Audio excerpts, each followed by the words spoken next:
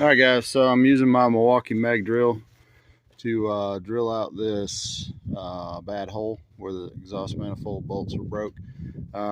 Definitely tried to extract and had trouble with the extractor and ended up having to use a Dremel to get the extractor free, and now we're oversizing it and putting studs in.